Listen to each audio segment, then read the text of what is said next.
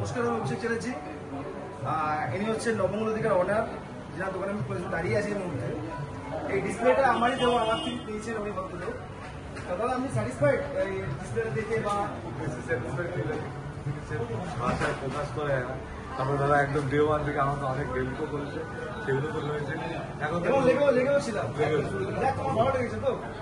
তুমি গুগলে রিভিউ করে দিতে চাও আমাদেরকে? 4.5 থেকে উপরে 5, মানে যতটা বেটার। থ্যাংক ইউ দাদা, থ্যাংক ইউ।